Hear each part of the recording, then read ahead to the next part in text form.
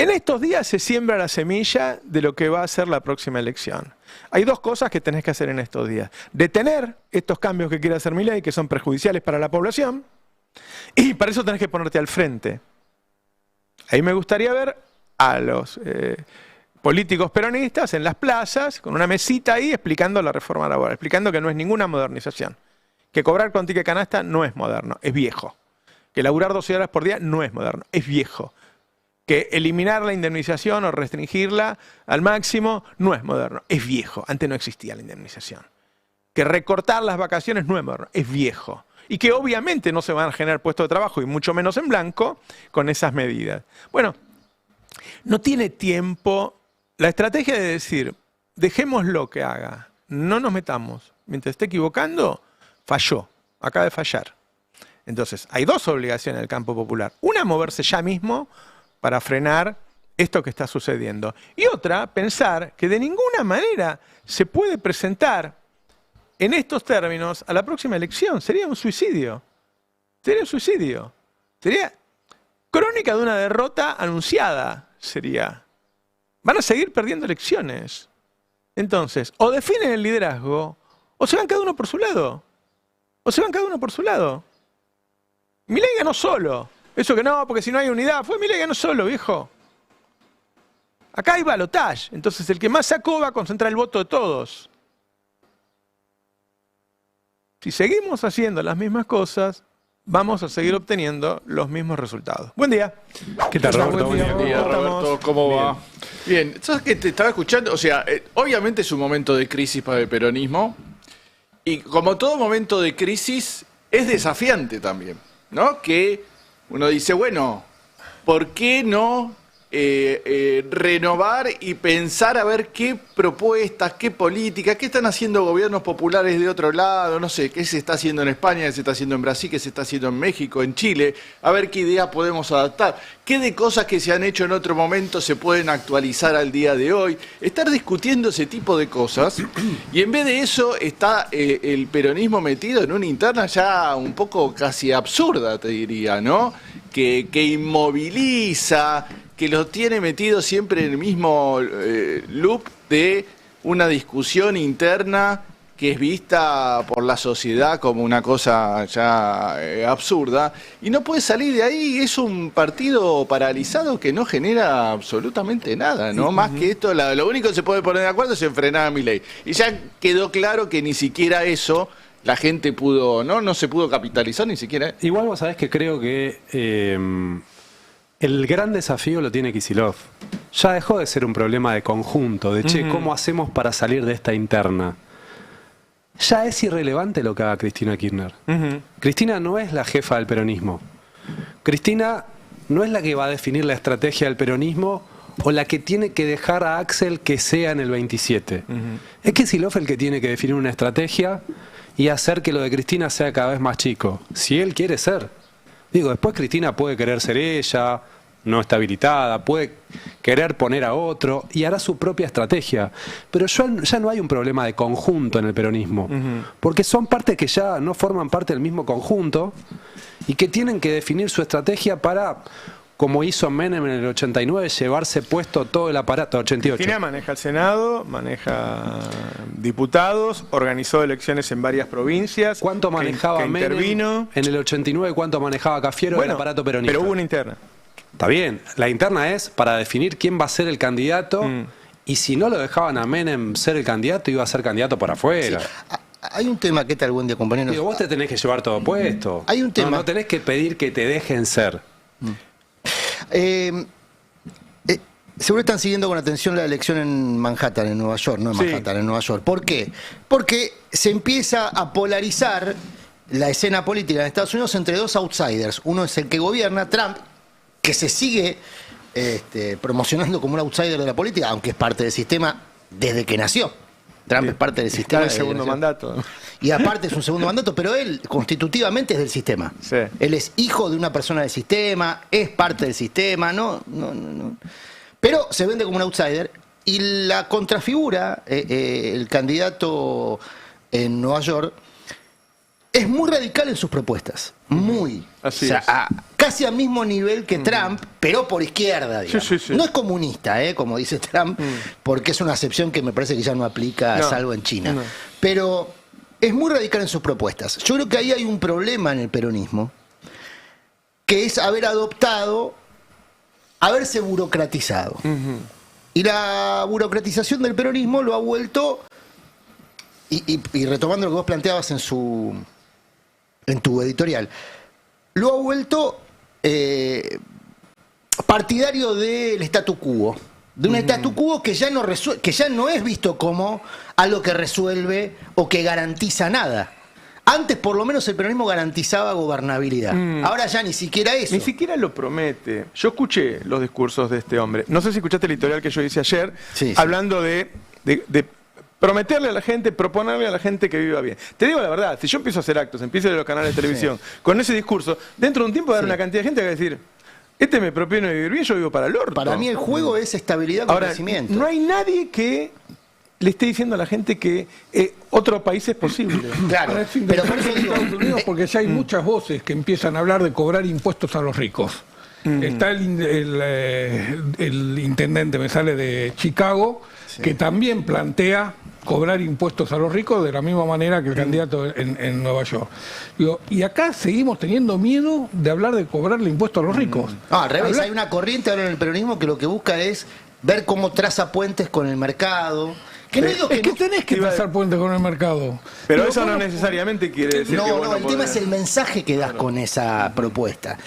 La propuesta en sí no es mala, porque naturalmente vos tenés que generar un pacto El de mercado lo convivencia que lo quiere más amplio saber es posible. cuáles son las reglas del juego ahí. Por eso ellos te dicen siempre que la ruptura fue el INDEC. Claro. ¿Cuáles son las reglas del juego que vos me propones? Está Y bien. yo veo si me sirve invertir en vos o no. Yo digo que el mensaje político... Nadie duda de si paga los bonos China o no.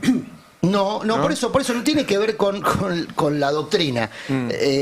Cuando yo planteo esto, no critico la necesidad de tener vínculo con los agentes económicos. Naturalmente, si vos estás planteando un sistema de convivencia lo más amplio posible para que entremos todos, también eso involucra a los agentes económicos del mercado. El mensaje que vos das cuando decís que tus referentes económicos tienen que provenir de ese ecosistema es un mensaje totalmente diferenciado a lo revulsivo, a lo que hoy gana elecciones, pero no gana elecciones porque resulta simpático a TikTok, porque forma parte del algoritmo. Gana elecciones porque la gente está mal. Acá, en Estados Unidos, Sí. en muchos lugares hay mucha gente que Bueno, está por mal. eso digo que si vos proponés a la gente, le mostrás que otra cosa es posible, te iba a decir algo respecto a lo que decías vos, que hay muchos funcionarios de Kicillof que vos le preguntás cómo andan las cosas y te habla de Cristina. Bueno, también, claro. Sí. Para él no debería ser relevante. Yo estaba escuchando en el editorial, creo que el mayor desafío para Kicillof es conectar con el electorado. Conectar con el electorado del centro del país, recuperar el norte para el peronismo, para un candidato del peronismo. Y eso es muy difícil, porque vos tenés que llegar con una propuesta renovada, con una propuesta nítida, con una propuesta que le haga sentir a la gente que no va a ser un caos la economía, pero que va a vivir un poco mejor. Siendo Kicillof, habiendo sido Kicillof un personaje muy estigmatizado por su participación en el gobierno de Cristina.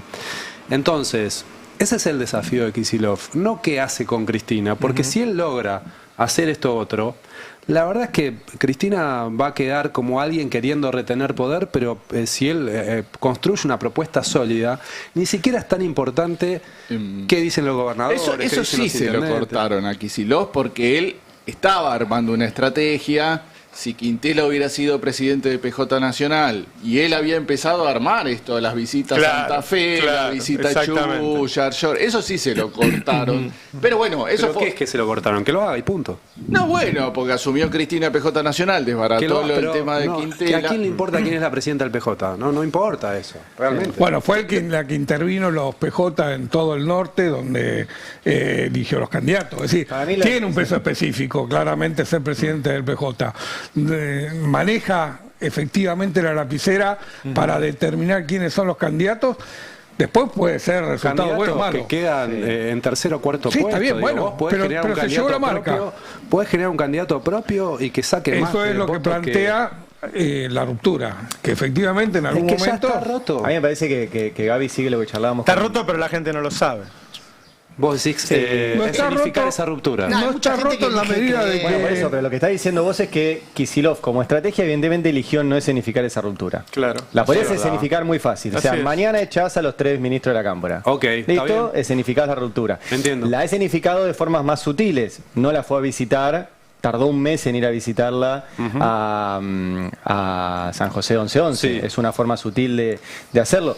Lo debería haber hecho antes, cuando se discutía el desdoblamiento y Cristina estaba sin la prisión Sí, su domiciliaria. estrategia es romper o yo no voy a romper. Sí, Exacto. sí. ¿Es una buena estrategia? Ah, está bien la Sí, pregunta. pero, Sí, mira, hay Porque un tema- Kicillof está esperando que sean del otro lado los que rompan, Sí, yo evidentemente. digo que él tiene que profundizar su autonomía, Sí, y en todo caso restarle importancia a ese vínculo con Cristina y que explote solo. Pero es verdad, puede ser que vos tengas Probablemente- que ir a escenificar esa ruptura. Probablemente hasta ahora tenía costo para Axel ser el responsable de la ruptura. Sí. Después de la derrota electoral, me parece que ya no tiene costo ser el El tema es que hay un responsable de la punto ruptura. para mí que se lo preguntó Iván Yarovsky Hay una a cantidad de Máximo. votos que está cruzado. Que está Sí, hay junto. voto cruzado por un lado. Y segundo, ya está presa. Claro, Entonces, eso es. cuando, eso influye. cuando Iván le pregunta a Máximo si la incomodidad, pues efectivamente es incómodo. Imagínate, vos sos Kicillof.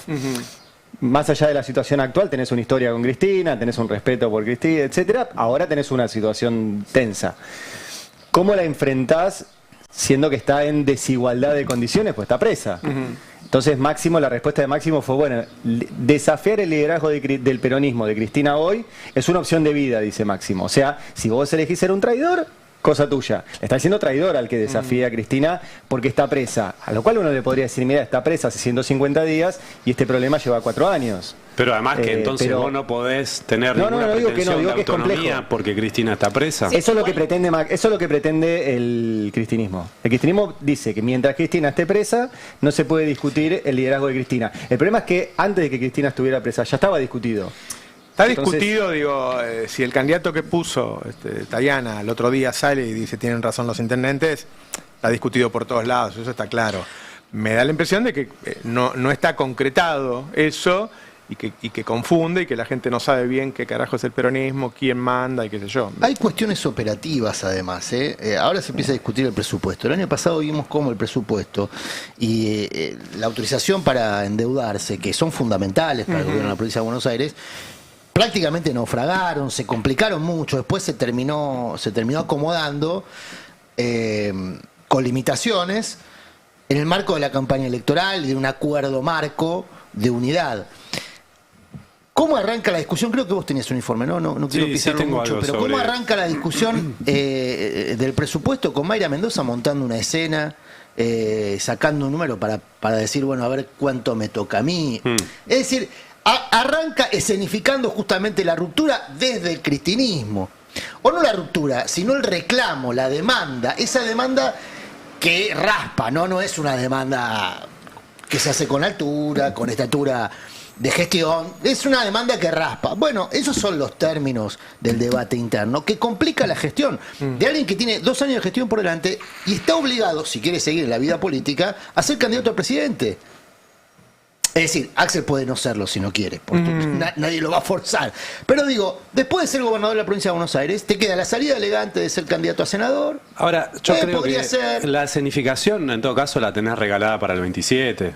Digo, vos podés seguir para adelante, construyendo, acumulando, Sí, pero hacerlo en el año electoral es terrible. generando el MDF en todas las provincias y después llegó el momento de decir, yo soy candidato, esta es mi lista, estos son mis candidatos a diputados, mis candidatos a senadores, en todas las provincias tengo un referente y al que no le gusta que me compita. Sí, me parece que ahí, por ahí, para sumar también, hay algo previo a la detención de Cristina y a su proscripción, que fue su decisión de ser candidata, ¿no? El fallo condenatorio y la confirmación proscribe una candidatura política que estaba ya anticipada. Dicho esto, me parece que en ese quiebre o no, o cómo se haga eventualmente, está esa incomodidad de la condena. Que Cristina hoy tenga cantidad de visitas y que no sea la cárcel de Lula, tal vez nos corre un poco una imagen de una Cristina presa como en otras condiciones es estar preso. Pero a mí la sensación que me da es que la incomodidad también está en eso. Digo, la ruptura no solamente incluye correrle un liderazgo, sino también el soltar a alguien que está privado de su libertad. que me parece que es un movimiento que no va separado y que tiene un peso específico. Hay que ver el electorado cómo reacciona. Cuanto más haya desgaste, más preparado va a estar el electorado para decir, bueno, sí, listo, sepárense. Bueno, todo esto se analizó en la reunión que tuvieron con los intendentes, ¿no? Axel con los intendentes el viernes. Muchos querían romper, acelerar, porque se lleva muy mal con la Cámpora en su distrito, que le hacen oposición en sus propios municipios. Pero bueno, también se leyó que acelerar una ruptura con Cristina presa era todo un problema, que a mucha gente no le iba a caer bien, y por eso esta discusión que se va a abrir ahora con el tema del presupuesto, muchos la pusieron como decisiva. Bueno, si no nos acompañan en esta, si el bloque oficialista en la legislatura bonaerense no hace oficialismo, bueno, ahí sí ya hay una causal de ruptura definitiva que podría derivar, por ejemplo, que salgan los funcionarios de la Cámpora del gabinete. Claro, ese es un hecho. Vos, Roberto, ayer comentabas en tu editorial los periodos que tuvieron grandes líderes europeo de la mitad del segundo siglo pasado, incluso algunos de estos, Mitterrand, Kohl, incluso Angela Merkel. Tienen ciclos. Tienen ciclos, claro. Tienen ciclos. Y hay ciclos que se agotan. Claro. Digo, y si vos no estás preparado para hacer la transición de ese ciclo, bueno, tenés la obligación de desafiarlo desde la otra posición. Claro. Porque no podés querer trasladar tu liderazgo a alguien. Ese alguien se lo tiene que ganar. Claro. Y es Axel el que tiene la obligación de ganárselo y desafiarlo. Ahí seguramente cuando se trate del presupuesto va a estar dadas las condiciones para que queden claro dónde están parados cada uno dentro del peronismo. Si hay un peronismo unido de verdad o si son dos sectores ya no existe políticos. El peronismo unido. No existe, sí. Ni siquiera aunque le voten el presupuesto, ni siquiera aunque le voten el endeudamiento, no existe. Son dos fuerzas distintas, con dos jefes distintos. No hay unidad. Massa es otra cosa también. Lo que tiene que construir Axel es su propio electorado. Tiene que lograr ser una figura relevante en el centro del país, ya lo es en la provincia de Buenos Aires, en el norte. Y si él hace esa acumulación política, después en el 27 las cosas se van a acomodar más naturalmente. Y si tiene que ir una interna, irá una interna. Eso te iba a decir, si hay un solo candidato peronista en el 27. Puede si que haya más de peronismo uno. balcaniza su voto. Y puede apostar al balotaje. Claro, Fíjate lo que puede pasó apostar con la al balotaje. derecha en el 23. Claro.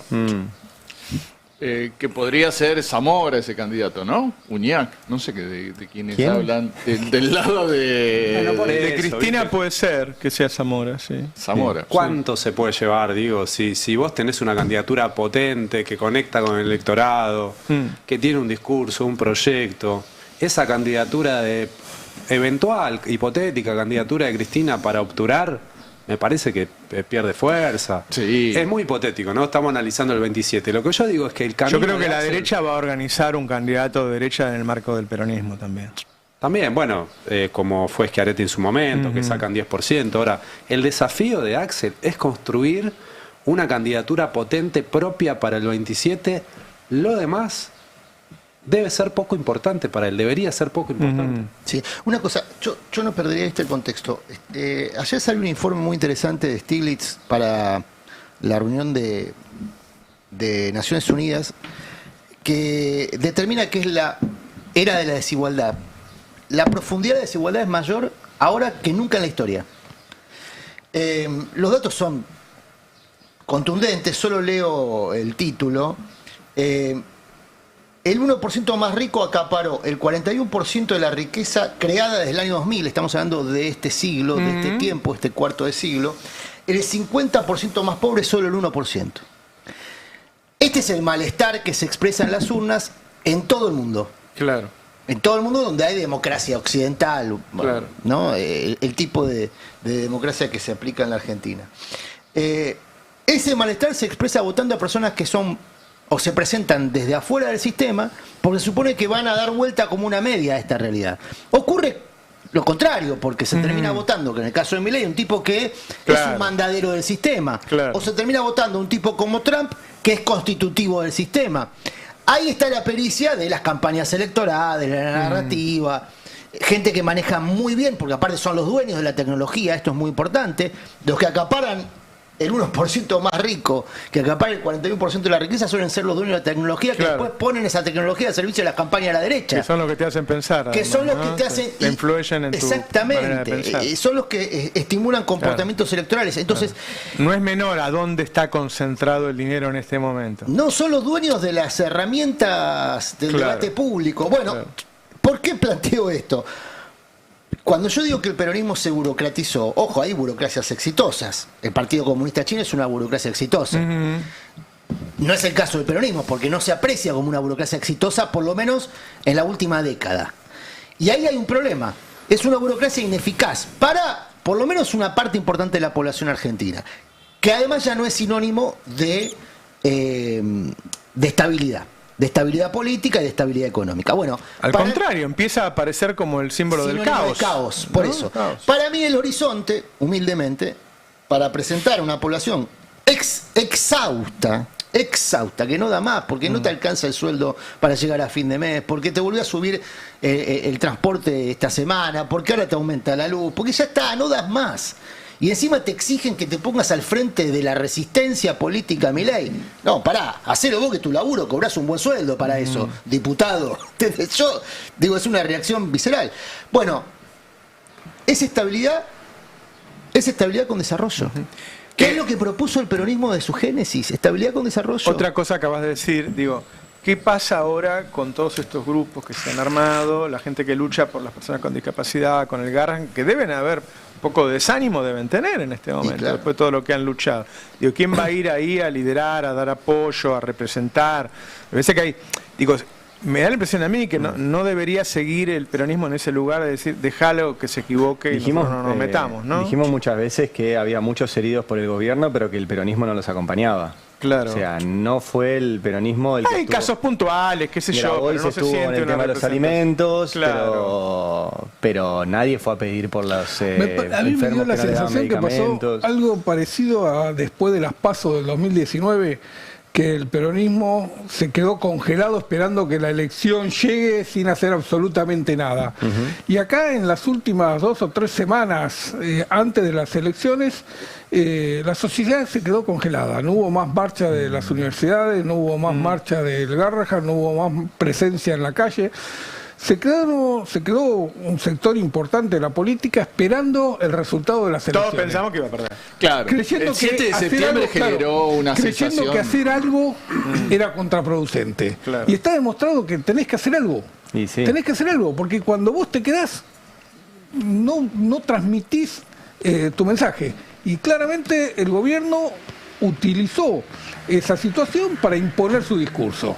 Salió a hacer campaña. Salió a hacer campaña. Y del otro lado no hubo campaña. No. Sí, el error que lo generó la elección de septiembre, que dio la sensación que había otra relación de fuerzas y hubo un miedo de decir no toquemos nada, a ver si esto hacemos alguna macana y se modifica. Y al final no era como se pensó, ¿no? Pero, ojo, si él llega a bajar la inflación al 0%, Sí. ¿Cuándo? como él dice, es una posibilidad.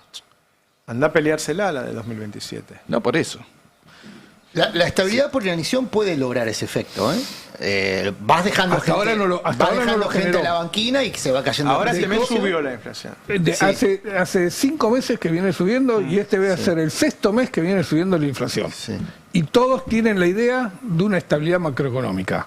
Sí, en Argentina se habla hoy de que hay estabilidad macroeconómica, que se ordenaron las cuentas, de que la economía está en una situación ordenada y tenés déficit fiscal disfrazado, pero cuando vos mirás los números tenés déficit fiscal, tenés capitalización de los intereses que te ha desvirtuado todas las cuentas fiscales, tenés una inflación que hace 6 meses que se viene acelerando, no tenés crédito, no tenés una tasa de referencia, claro, no tenés un valor del dólar de referencia, tenés pisado las paritarias y Porque el dólar. el tema es el destino del ajuste. Pero- El no, destino no, del lo que- ajuste, sí, bueno, el destino del pero ajuste digo, es está el claro, negocio financiero. Pero el tema es que vos perdiste una discusión pública. No, pero Hoy por la eso, sociedad por eso, argentina cree que hay quiero estabilidad retomar- macroeconómica. Quiero retomar eso. Yo estoy leyendo, permítame recomendar un libro que seguramente muchos de ustedes ya leyeron, que es La economía de Perón, una historia argentina. Lo leyeron, de la Paolera, Conde. Bueno, es un libro extraordinario que repasa la economía del primer peronismo. hubo un ajuste fuerte. Sí, en el primer 52, periodo. ¿no? Fuerte. Se pisaron salarios. Ahora, la transferencia del ajuste fue progresiva. Fue a la creación de una industria de punta. Entonces, lo mismo que IAPI generaba esa economía de ajuste, pero un ajuste importante, ¿eh? Una transferencia productiva. Este ajuste genera una transferencia regresiva y al sector financiero, que es parte de este 1%. Estás en una situación salvaje, sin reglas. Bueno, ahora. por eso Ahora digo. es una cosa. Y con un Estado que se retira. Claro. Aquel Estado, al revés, avanzaba. No sé en si hay términos. algún país en donde haya un proceso como este en este momento. ¿No? No, al revés, todos los países están intentando recuperar su actividad industrial, no perderlo. Sí, más allá de la comparación, yo digo, la comparación con la propia historia de la Argentina. Es posible, desde el peronismo, prometer estabilidad con crecimiento, porque ya lo hizo. Lo hizo en el primer peronismo y lo hizo con Néstor Kirchner. Hubo estabilidad, es cierto, con distintas bases, ¿no? De sustentación, históricas, pero... Y con Menem. Vos sabés que Es que con Menem fue distinto, porque con Menem fue otro proceso. Hubo crecimiento también. Sí, hubo crecimiento, pero no productivo. Hubo estabilidad y crecimiento. Sí, pero Mirá no que vos- productivo. Ese crecimiento del 9% a tasas tíneas tenía que ver con el dinero que ingresaba por la venta de activos argentinos. No tenía que ver con que crecían la producción en la Argentina. De hecho, se vendían empresas y se cerraban fábricas. La cuenta de inversión no te mueve el PBI tanto, ¿no? Tenía No, que haber pero yo... crecimiento. Sí. Era injusta la Muy distribución. todo, pero tenía apalancado que en el haber- negocio financiero y en la venta de activos. Vos fíjate Digo que que, lo que vos reivindicás del gobierno de Néstor, esa etapa de crecimiento, se dio en una sociedad de la política con los sectores productivos. Néstor, cuando llega al gobierno, tiene una sociedad con todos los sectores industriales y con el campo. Y estaba el campo y la industria respaldando al gobierno de Néstor. Sí. Todo se rompe con el caso Skanska. Primero y después con... Con el conflicto del y después, 125. bueno, pero ese es posterior. Después se termina de romper con la 125, pero se empieza a romper con el caso Skanska. Y desde ese momento no lograste revincular al peronismo ni con el sector productivo de la industria ni con el sector productivo del campo. Y no tenés a nadie hoy dentro del peronismo pensando en cómo revincularse con esos Vos sectores. sabés que yo he hablado con empresarios que están convencidos que Argentina iba hacia Venezuela. Claro. Te dicen dos cosas. Una, cuando las retenciones móviles podían llegar a cualquier número, ¿no? Las primeras, las que ponen el Lustó, podían llegar al 90%.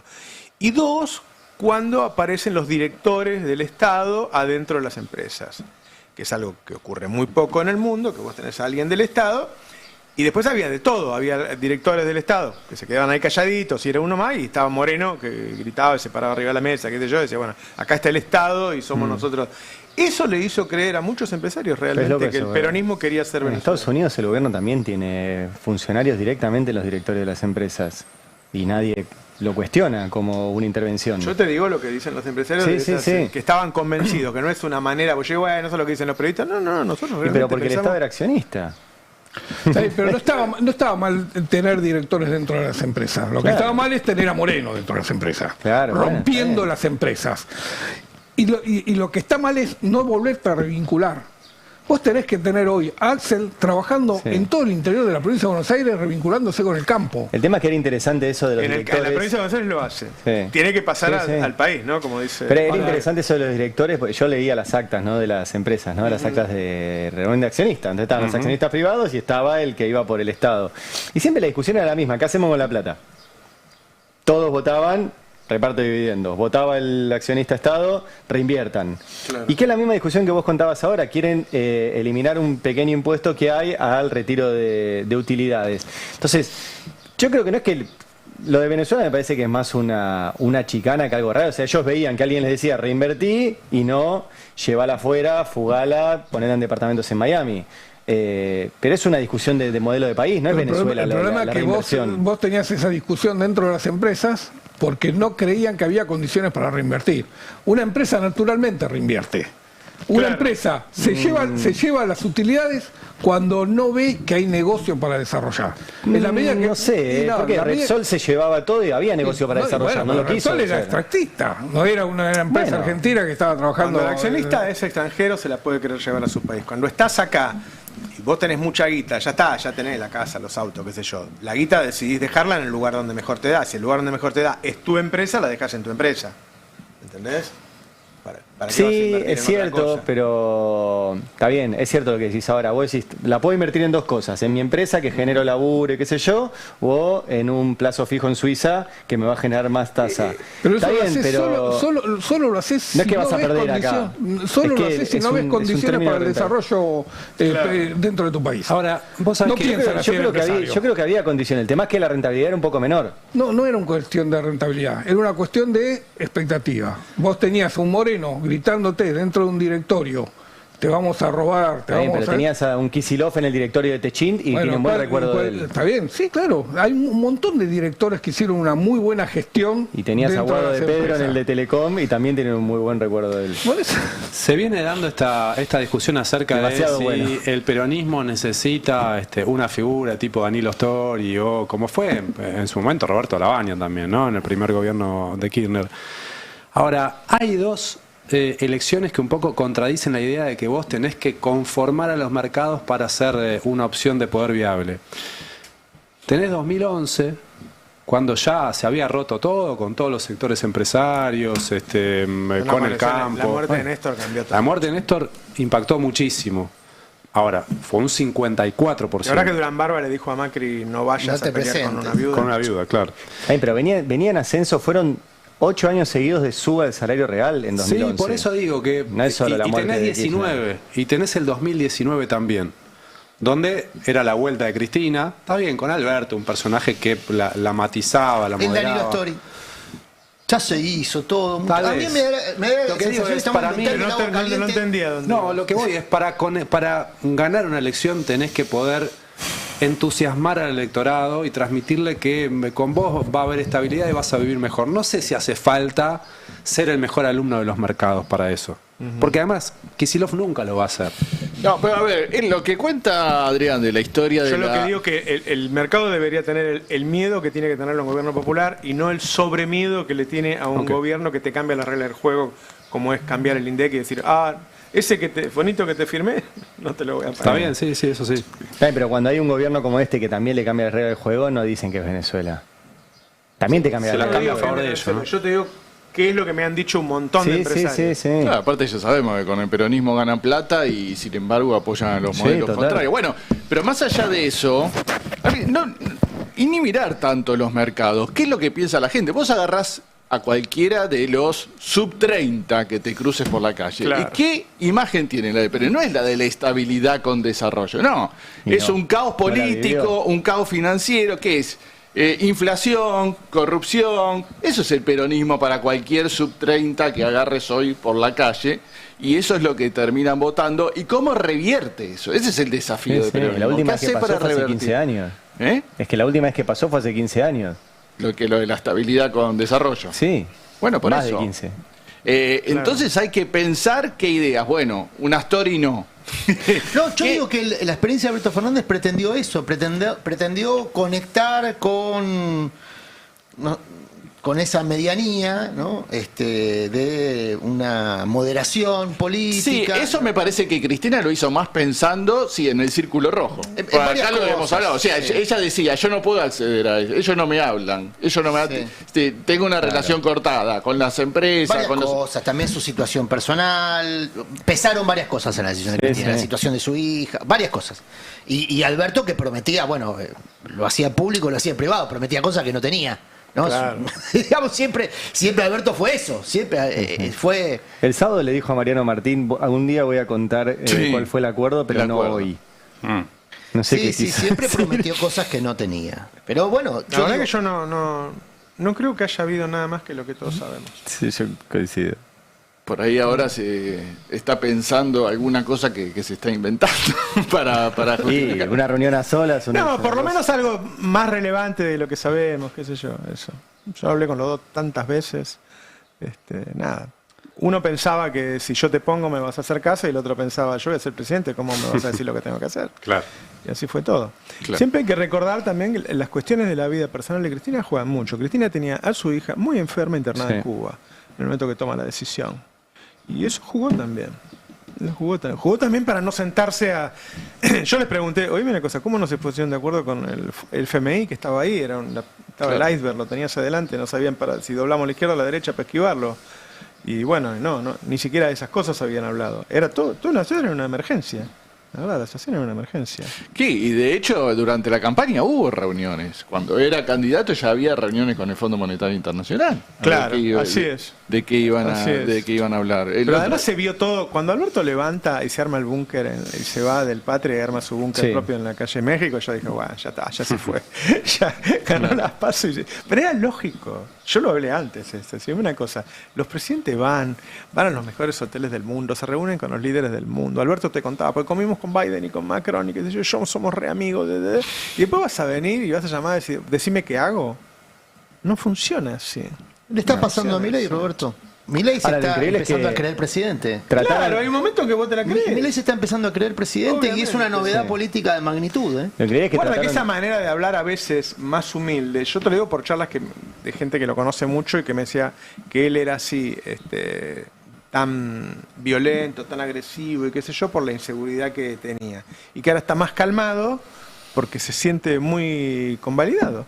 Igual fue elegido. La escena de ayer de su saludo a los gobernadores, a los ministros, eso estaba muy armado. Sí, estaba muy armado, pero al mismo tiempo muestra el vaivén emocional y la velocidad del vaivén emocional. Claro. ¿no?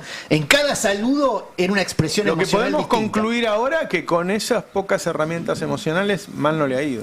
No, y que también lo estuvieron bastante tiempo distraídos o pensando en cómo habla o un montón de cuestiones que van por ese lado y no en el daño del plan económico, ¿no? Digo, le fue bastante funcional esa puesta en escena, sea por inseguridad o sea por decisión. Si no aparecía Trump, este hombre ya no era más presidente, eso. Sí. Es que si no aparece Trump mañana no es más presidente, que es uno de los grandes problemas que mañana tenemos. va a aparecer Trump, justo. Lo que te puedo decir pero puntualmente mañana. Lo que te pueden responder es que la aparición de Trump él la trabajó. Él la trabajó.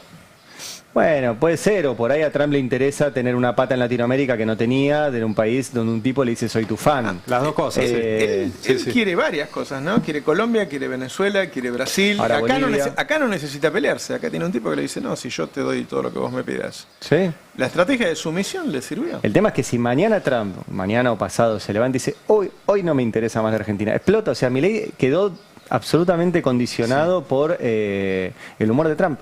Bueno, hay algo de cuenta Pañi, ¿no? En la columna que hizo, que dijo que supuestamente cuando Milei ve a Marco Rubio le dice, le vamos a dar todo lo que nos pidieron, no se preocupe, ustedes ayuden. Y Marco Rubio dijo, no, si lo único que le pedimos fue lo de que nos apoyen con Venezuela. Como que había ahí algún interlocutor que parece que se estaba quedando con el litio. O sea, Milei dijo, me voy de la OMS porque Trump había dicho que se iba. Trump no se fue. Me voy de la OMC. Trump había dicho que se iba, no se fue. No voy a hablar con China. Trump fue, se cruzó medio planeta y se juntó con el presidente chino. No voy a hablar con Lula. Trump se cruzó medio planeta y se sentó a hablar con Lula. O sea, es un fanatismo. Me parece ridículo. que esto es una política un poquito más amplia, ¿no? La política hacia Latinoamérica, que no es nada más que la relación con Milei. No. Hay un hecho fundacional de este vínculo que es el 16 de julio de este año se firmó el acuerdo entre Brasil y China para avanzar con el corredor bioceánico. Eso precipitó el interés de Trump, de la gestión Trump por Argentina y por América Latina, porque de concretarse, ahora está en veremos, pero de concretarse ese corredor bioceánico sería el único que no tiene control de Estados Unidos. Estados Unidos controla el comercio, básicamente ese es su poder. El comercio de todo, también de las drogas. Con la excusa de combatir las drogas, el control del comercio, también de las drogas, del narcotráfico, del tráfico de personas, le ha dado el poder que ha tenido durante todo el siglo, o por lo menos durante la segunda mitad del siglo XX a Estados Unidos. Eso se puede perder si China y Brasil, por ejemplo, empiezan a comerciar a espaldas de Estados Unidos, sin posibilidad de control, como ejerce Estados Unidos en Panamá o en el sur de la Argentina, ahora con una base en Tierra del Fuego. Ahora digo, formalmente una base, ya tiene una basecita en Tierra del Fuego de hace varios años. Ese episodio Hay quien, por ejemplo, lo escribía Telma Luzán el fin de semana, lo comentábamos la semana pasada aquí, ayer lo hablábamos con Darío Pignotti, corresponsal argentino que vive en Brasil. Hay varios elementos que por lo menos abonan la sospecha de la intervención de Estados Unidos en el operativo a la favela en Río de Janeiro. Varios elementos. Dice que armas y drones de Estados Unidos. Armas, drones, las declaraciones del hijo de Bolsonaro 2 días antes. Claro. Pidiendo que hubiese una intervención militar, la presión que hay ahora sobre Lula para que firme un decreto que militarice las favelas en Río de Janeiro. Ojo que ese fue el principio de la construcción de Bolsonaro como figura política. Claro. Bolsonaro era una figura menor dentro del ecosistema militar de Estados Unidos, pero su vicepresidente no. Su vicepresidente era un alto jefe militar que justamente ganó popularidad en los operativos militares, no de seguridad, en Río de Janeiro. Que le van a empezar a pedir a Lula. Le van a empezar a Lula a decir, hace esto, y si no lo hace, lo van a empezar a presionar. Está pasando eso. Claro. Pero aparte tiran el manto ese de narcotráfico en todos los gobiernos populares. Son todos narcoterroristas. Ahora inventaron... Pero ahora Majul Feynman dice los narcoterroristas. Sí. Claro, porque ese es el invento que permite conectar con la ley patriota. La ley patriota le permite a Estados Unidos intervenir en territorio extranjero si en territorio extranjero hay una amenaza terrorista contra Estados Unidos. Eso le permite operar en cualquier lugar del mundo. Entonces ya no son más narcotraficantes, porque aparte la DEA fracasó como experimento. Entonces ahora lo que buscan es militarizar ese control universal del comercio a través del invento del narcoterrorismo. Da la impresión que en el marco de esta guerra geopolítica con China, ellos ven una situación de comodidad para quedarse con Latinoamérica. Bueno, salvo por Brasil, salvo por Lula, que escenificó, usando la misma palabra. No la tiene fácil Lula en Brasil, No, le mataron Roberto, le mataron casi 200 personas en Río de Janeiro. Y en México fue de la temporada alta, Y en México tomaron un palacio, el Palacio Municipal, el otro día. No es joda. Estados Unidos sigue siendo un país muy poderoso. Yo entiendo que todos nos entusiasmamos con el declive, ¿no? Cada vez que alguien nos menciona, siempre... no, se va a resistir el declive. Bromeamos con Atilio Borón, porque yo le voy preguntando cada 2 o 3 meses si ya cayó de Estados Unidos. Ya es un chiste porque Atilio es uno de los que plantea, ¿no?, el declive de Estados Unidos. Y efectivamente hay un declive si uno lo compara contra la potencia. Cuando ves la tecnología china te volvés loco. Claro. La puta. Pero no deja de ser un país poderoso, muy poderoso, sobre todo para las condiciones de vulnerabilidad que tiene América Latina y Argentina en particular. Entonces todo eso pesa. Y todo eso hace de Milei un personaje muy importante para ese dispositivo que ahora se va a juntar en Estados Unidos de vuelta, que es un dispositivo que tiene pretensiones globales y es un dispositivo donde se reúnen los capos de la finanza, los capos de la tecnología, los capos del militarismo, digamos, en Occidente, y Milei. ¿Qué hace Milei ahí? Claro. ¿Por qué Milei es invitado a una reunión de capos si no es un capo? La verdad, no es un tipo que tenga peso específico. Vos porque no lo querés. No, es que no tenga... ¿Quieren ver? Mira, ¿quieren compartir esto? Porque esto es muy impresionante. ¿Quieren ver el flyer del American Business Forum, que es donde va a estar Milei dentro de 2 días? Ajá. ¿Qué es eso? Es una reunión... Un foro de negocios. Sí, en realidad es un invento de un uruguayo. Va a estar Messi como figura central. Es tipo la derecha fest. Sí, pero fíjate los personajes que están. Sí, no digo la imagen como con composición. Es ese estilo. El creador es un uruguayo de 34 años. ¿Cuánto le garparon a Messi para estar acá? Porque podría evitarlo, ¿no? Sí, para yo creo que le gusta también, Yo creo que le gusta. Bueno, Messi debe ser, en términos de negocios, debe ser el tipo que más negocios activos tiene. Bueno, Messi como figura central. Estos son los flyers de promoción del evento, se va a ocurrir en 2 días en ese lugar que vemos ahí detrás. ¿Qué mensaje? No es un grupo de extrema derecha esto. Va a estar Donald Trump. No, el uruguayo se inspiró en el grupo Milken, que es ese encuentro que se hace, donde también ha ido Milei, de magnates, también en Estados Unidos, pero es un encuentro cerrado. Entonces el uruguayo dijo, no, hagamos uno, pero que sea abierto al público. De hecho, esto se va a transmitir en vivo a todo el mundo. A diferencia de los grupos cerrados como Davos o Milken. Qué cosa rara. Bueno, va a estar Messi. Va a estar María Corina Machado. Messi está por encima de todos, es buenísimo. Sí, Messi. O sea, el orden es Messi, Will Smith. Es el más importante de todos. Y Messi, Will Smith. De todo lo que está ahí. ¿Y Will Smith? Que, Will Smith, ¿sabes por qué es un héroe? Porque le pegó en el Oscar, ¿no? No, es el héroe del emprendedorismo por una película que hizo Will Smith que inspira a muchos emprendedores. Que es un personaje, de un personaje que es una historia real, que está en la calle, se queda en la calle con un hijo, trata de vender un producto médico y mientras en paralelo hace un curso de finanzas y se transforma en un zar de las finanzas, un zar de la bolsa.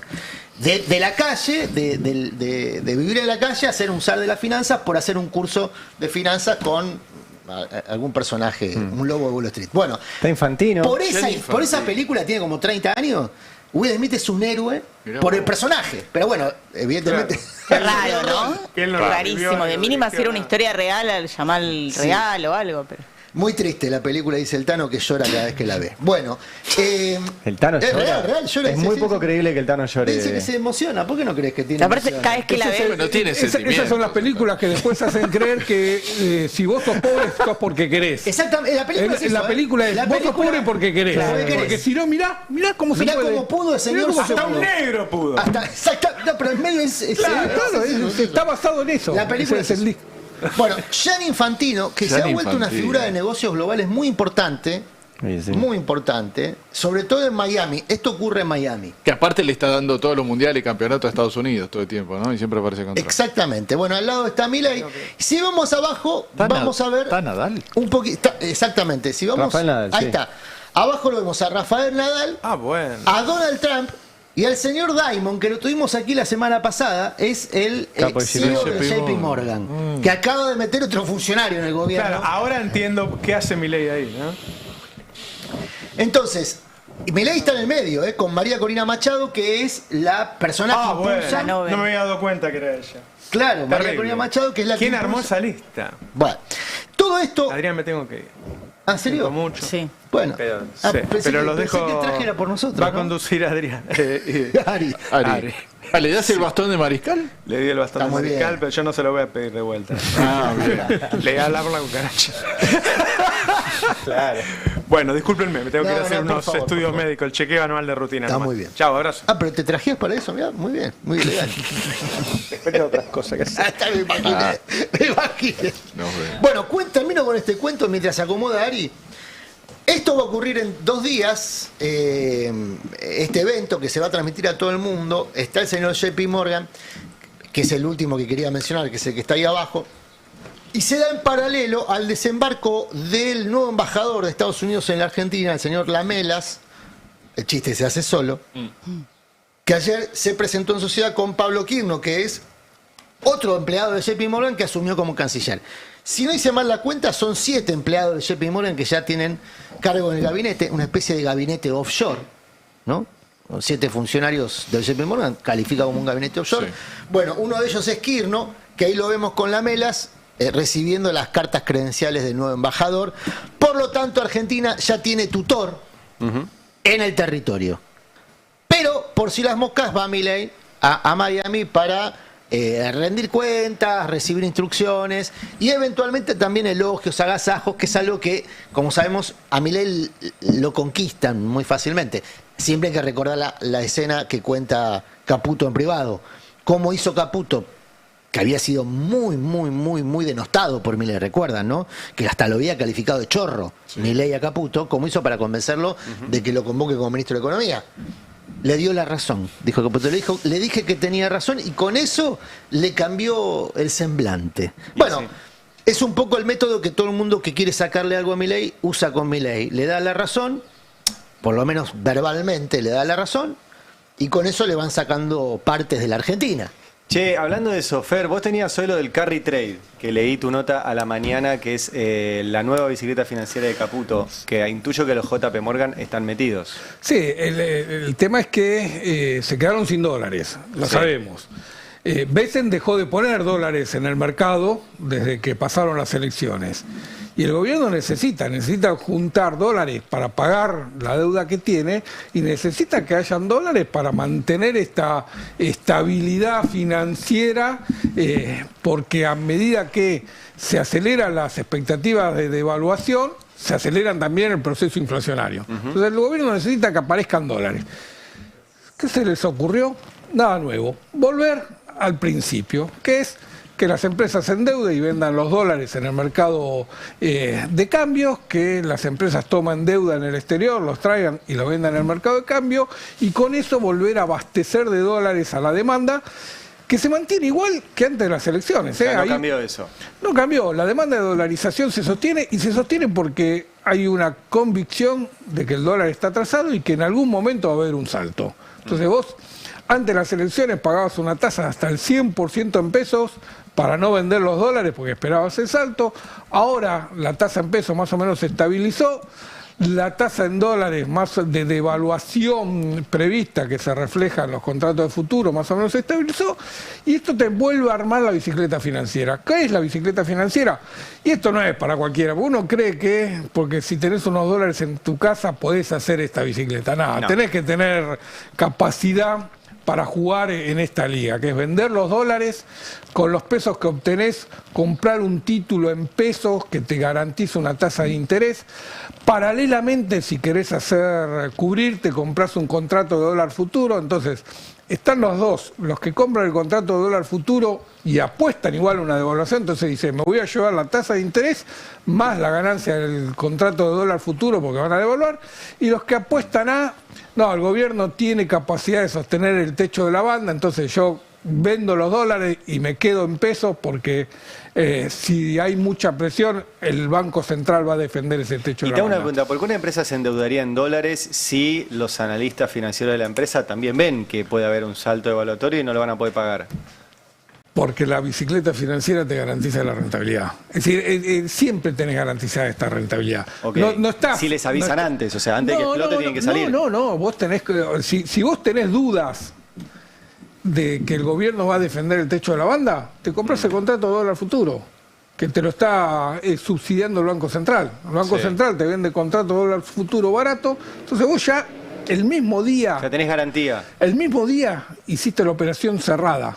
Ya sabés cuánto ganaste. No tenés que esperar a el momento de final del crédito. Vos vendiste los dólares y compraste los dólares a la fecha que tenés que pagar, ya está toda la operación cerrada. Ya la ganancia la hiciste en el momento, la hiciste en el día. Ahora, con este nivel de dólar va a haber mucho turismo al exterior, me parece, ¿no? Mira, la demanda de dólares es histórica este año en Argentina. Es histórica tanto del proceso, lo que se conoce como formación de activos externos, que a vos te gusta y a todos le llamamos fuga de capitales, técnicamente formación de activos externos, y es también récord en el nivel de dólar turista, es decir, lo que se están llevando los argentinos para pasar vacaciones o viajes en el exterior.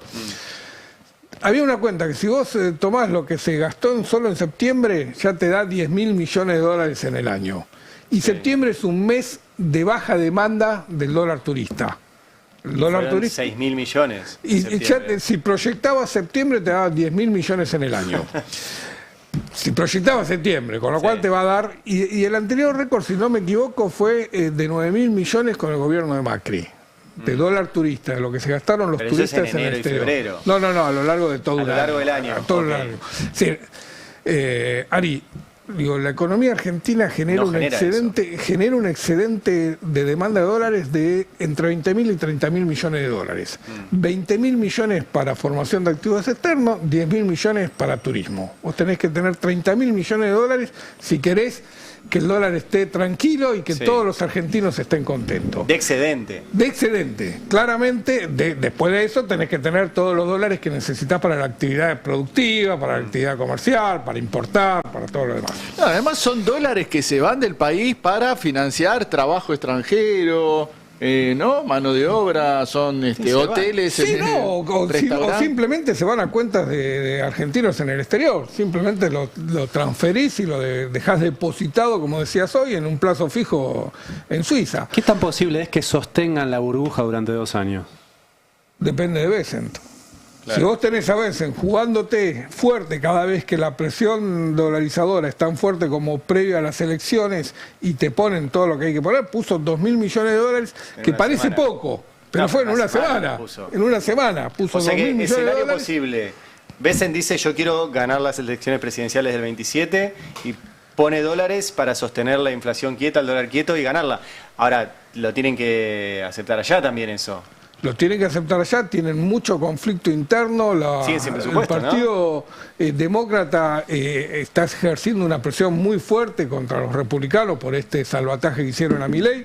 No tienen presupuesto, tienen el gobierno cerrado y probablemente a partir de ahora empiecen a caer también los seguros alimenticios, los bonos de alimentos, Claro. con lo cual la presión interna sobre Trump va a ser muy fuerte. De todas maneras, si ellos quieren que Milei siga, van a poner los dólares. Claro. El Financial Times publicó el fin de semana una nota Que Estados Unidos advertía quiere sostener el patrón dólar, ¿no? que quería imponer el dólar como moneda en varios países y que Argentina podía ser una de las experimentos de candidato dolarización de la economía. ¿Eso está en el presupuesto? No, no está en el presupuesto. Perdón, menos no mal. está la ayuda de Besen. Por ahí lo ayuda. Hoy hay una prueba clave para el oficialismo y hay que ver ahí cómo juegan algunos gobernadores. Es la reunión de presupuesto, arrancó hace muy poquito, estaba prevista para las 10 de la mañana. Ahora voy a terminar de chequear si ya tenemos alguna novedad, porque la intención, el plan de la oposición era emitir dictamen. Emitir dictamen para que el presupuesto se trate la semana que viene. Y la intención del oficialismo es que esa discusión se postergue para después del 10 de diciembre. Por eso se quedó también por ahora Diego Santilli como diputado, porque es parte de esa reunión de la Comisión de Presupuesto. Necesita la oposición 25 firmas para que salga el dictamen. Ya con el dictamen quedan habilitados. O sea, la oposición tiene su propio presupuesto, que es Van a- distinto al del gobierno nacional. Van a emitir un dictamen. Sí, la intención es emitir un dictamen Sí. solo con el objetivo de que se trate la semana que viene. Pero es imagino que es muy distinto. El tema, viste, siempre es difícil hacer un presupuesto sin Bueno. ser gobierno. Claro, porque además que haces un presupuesto con equilibrio fiscal o con déficit fiscal, ¿no? Sí, o no tenés tampoco la letra fina. O sea, el presupuesto, recuerden, el Ejecutivo lo arma. Cada área del Estado Nacional le manda a su superior, se va armando hasta que llega a la oficina de presupuesto del Hay Ministerio de Economía hay y lo arma. entidades como ASAP que te arman un presupuesto Con inteligencia desde artificial. cero. No. ¿Seguro? Sí, no, a ver, vos tenés ASAP, que es una de las entidades privadas que son especialistas en administraciones de la administración pública, que te arman un presupuesto desde cero. Sí, pero tenés el detalle que tiene el Todo Ejecutivo. lo que vos necesitas. Todo lo que vos necesitas, tienen toda la información. Está toda la información. Bueno, podés agarrar la plantilla del año pasado, subir, bajar alguna partida y Claro, ya. o el mismo proyecto que te manda el gobierno, vas Sí, cambiando. Vas cambiando. Sí, bueno, pero sería Bueno, ¿tiene interesante chance en la todo caso. oposición de meter su presupuesto? No de aprobar un presupuesto propio. Sí, lo que puede hacer es aprobar un dictamen y intentar, a partir de con ese dictamen en la mano, sesionar la semana que viene. Todo esto, ¿como parte de qué? Como parte de una negociación de los gobernadores con el gobierno nacional. Claro. De decir, mirá que si vos no te avenís a negociar algunas cuestiones que para mí son importantes, yo puedo darle número a la oposición y avanzar con un proyecto que te complique. Solamente para eso. ¿Y qué garantía tiene un gobernador que hace 2 semanas no se juntaba con el gobierno porque estaba de capa caída el gobierno, que ahora se junta con el gobierno porque ganó las elecciones, de que el gobierno le cumpla lo que digan? Porque no es un gobierno que haya cumplido mucho. La garantía acuerdos, que tiene ¿no? es que el gobierno no tiene 129 propio. No tiene el quórum propio, no tiene mayoría Sí, propia. pero ¿qué garantía tiene que se lo cumpla una vez que tenga la ley? Porque el gobierno no cumple las leyes que quiere y no cumple las leyes que no quiere. Bueno, no, está bien, puede después incumplir, pero si saca un presupuesto equilibrado con algunas obras para las provincias, tendrá un argumento de peso el gobernador para salir a decir Milei no está cumpliendo con el presupuesto. Yo te digo, Está vengo bien, del puede no futuro. cumplirlo, pero Los gobernadores le dan los votos, Milei tiene lo que quiere, después no les cumple, los gobernadores chillan sí. y Milei dice no alcanza, no sé qué sé yo. Adorni jefe de gabinete, o sea, Adorni es el tipo que va a administrar Bueno, le pusieron Santilli para poner la las cara. partidas y Todo es una cuestión de contexto. Después, si al gobierno le va muy mal, en algún momento los puede necesitar, qué sé yo. Claro.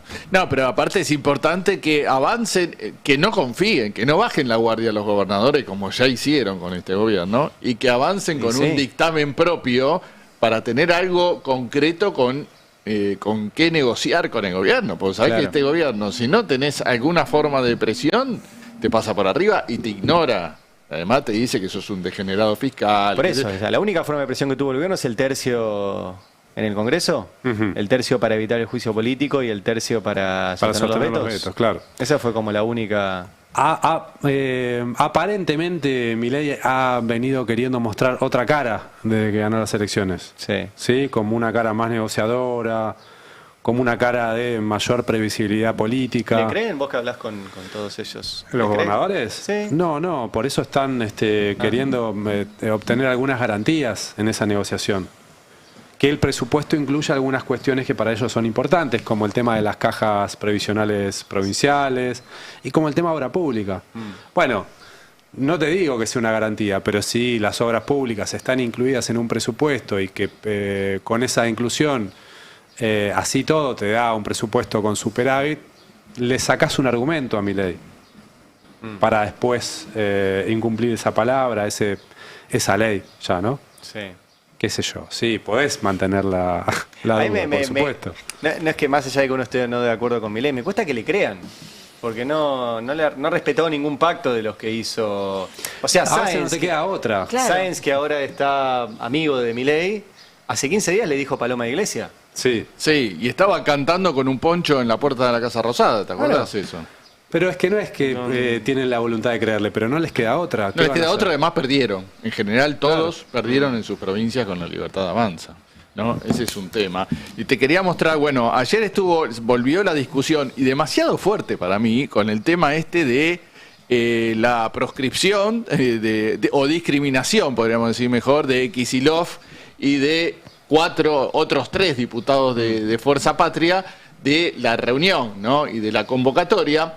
Digo fuerte porque me sorprendió cómo le salieron a contestar a Adorni. O sea, está claro que Kicillof quedó referenciado como el único líder o referente de la oposición que tiene gobierno, y todos los cañones, cada funcionario que sale va contra él, ¿no? Es único. A ver, ayer Kicillof, que presentó el presupuesto de la provincia de Buenos Aires, que esto también lo está mirando el gobierno, ¿no? ¿Qué va a hacer Kicillof con el presupuesto de la provincia de Buenos Aires? Porque eventualmente dice, bueno, por ahí necesita los votos de la Libertad Avanza en la provincia de Buenos Aires. Es que sí. Y no necesitaremos nosotros por ahí algunos diputados de Kicillof. Va a salir el kirchnerismo a decir, mirá, Kicillof se alía con el gobierno. Va a ser... Sí, claro, diputados de Kicillof que voten el presupuesto nacional. Bueno, a ver, vamos a escuchar en el tape 1 a Axel en la presentación ayer del presupuesto, que dedicó un párrafo, como ya había hecho la carta el sábado, a el gobierno y por qué no invitaba y dejaba afuera a los millones de bonaerenses. A ver, escuchamos. Le respondí al presidente de la Nación a esta falta de convocatoria a través de una carta, pero creo que el contenido principal, lo más importante que quería decir en esa carta es que él podrá tener su ideología, su predisposición, sus afinidades, su idea de lo que es la democracia, pero dejar afuera no al gobernador, sino a 17 millones de bonaerenses es una pésima idea. Eso agrede al federalismo, a la democracia, a toda enunciación acerca de una apertura de un gobierno que ha sido agresivo con nosotros, ha sido agresivo prácticamente con una multitud de sectores, de representantes, de presidentes extranjeros. La verdad que la agresión fue una marca registrada del gobierno de Milei. Bueno, hablando de agresión, Santilli y Adorni, los dos flamantes funcionarios, salieron en rotación en sus programas, amigos, y le dieron todo el tiempo, ¿no? Sí. Permanentemente durante todo el fin de semana. Ahora escuchamos a Adorni en el tape 2 explicando por qué no valía la pena ni siquiera hablar con Kicillof. No, a ver, yo creo que primero que los invitados a la reunión del jueves pasado fueron los gobernadores que habían firmado el Pacto de Mayo o que en su defecto habían adherido al RIG y a todo lo que en definitiva el Pacto de Mayo se firmó dentro del Pacto de Mayo, dentro de los puntos del Pacto de Mayo. Jaldo, Jalín, Cuando uno lee la carta de Axel Kicillof que publicó por la red X, es desopilante, digo. O sea, él básicamente lo que dice es que necesita una reunión para explicarnos que está todo mal y que hay que hacer las cosas como él quiere. Bueno, hay que recordarle primero que perdió las elecciones, digamos. perdió las elecciones, primero perdieron las elecciones en el 2023 y ahora volvieron a perder las elecciones nacionales porque la gente efectivamente no quiere ese modelo.